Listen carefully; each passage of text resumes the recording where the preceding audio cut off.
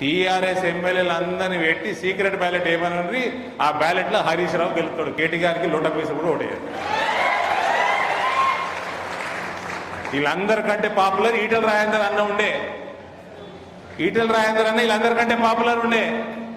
అప్పుడు సర్వే చేయించుకున్నాడు. ఈ ముఖ్యమంత్రిని మార్చి కొడుకుని చేస్తే ఎట్టుంటుందని సర్వే చేయించుకుంటే, పబ్లిక్ సర్వే చేయించుకుంటే ఈటల రాజేందర్ పేరు నెంబర్ 1 వచ్చింది. అది నాకు తెలిసింది. అది నాకు తెలిస్తే బోధన్లా ఒక మీటింగ్లా బట్టబయలు చేసింది నేనే. బట్టబయలు చేసింది నేనే. ఇవాళ కూడా రాజేందర్ అన్న నాది నేను కలిసినప్పుడల్లా రే మా మధ్యలో చిచ్చు పెట్టింది నువ్వేనా నాయన.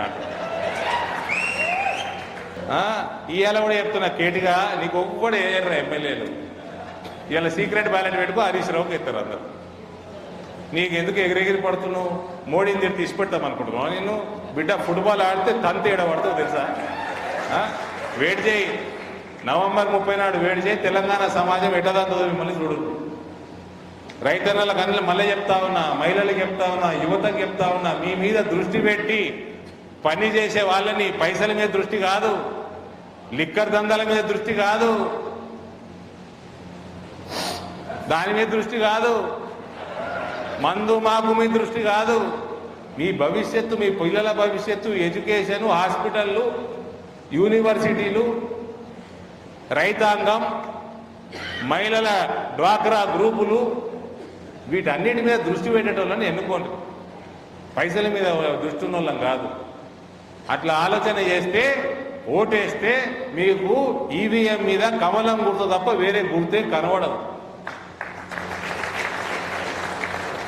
చిన్నప్పుడు చదువుకుంటాం కదా, ద్రోణాచార్యుడు అర్జునుడికి బాణం ఇస్తాడు, వానికి దుర్యోధనుడికి ఇస్తాడు, ధృతరాష్ట్రుడికి ఇస్తాడు.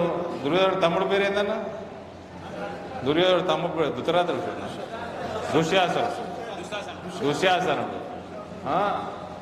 దుశ్శాసనుడికి ఇస్తాడు, వేరే పాండవులకు ఇస్తాడు.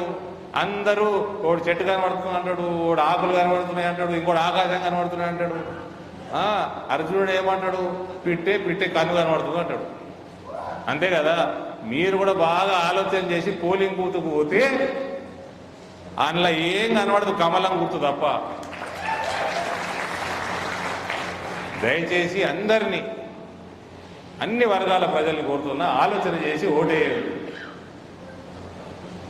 ఇక మీరు ఆలోచన చేయండి. ఓటేస్తే హిందువుల 7-7 బీజేపీ గెలుస్తుంది, తెలంగాణలో భారతీయ జనతా పార్టీ ప్రభుత్వం వస్తుంది.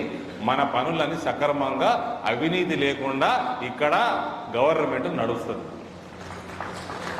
ఇవన్నీ ఈ దళిత బంధు ఇచ్చి కమిషన్లు, సీఎం రిలీఫ్ ఫండ్ ఇచ్చి కమిషన్లు, ఇసుక దందాలు, మొరం దందాలు, ల్యాండ్ కబ్జాలు, బెదిరించుడు, కార్యకర్తల మీద. ఏ పార్టీ కార్యకర్త ఏందయ్యా? వాడు బాబా కష్టపడుతున్నాడు మన పార్టీ కోసం, మన ఐడియాలజీ కోసము. వారి మీద దొంగ కేసులు వేసుడు ఎందుకు? పోలీసులని మిస్యూజ్ చేయడము, ఇవన్నీ బంద్ కావాలి. ఒక హుందాతనం రావాలి రాజకీయాల్లో. సక్రమంగా పనిచేసుకోవాలి ఎమ్మెల్యేలు, మంత్రులు, వీళ్ళంతా. ఈ దౌర్జన్యాలు కాదు. దయచేసి అందుకనే రిక్వెస్ట్ చేస్తాను మీ ద్వారా, మీడియా ద్వారా, కోరుట్ల ఈ ప్రోగ్రాం ద్వారా అందరూ కూడా ఆలోచన చేసి ఓటేయండి. మీకు నరేంద్ర మోడీ తప్ప వేరే నాయకుడే ఈ దేశంలో కనబడరు.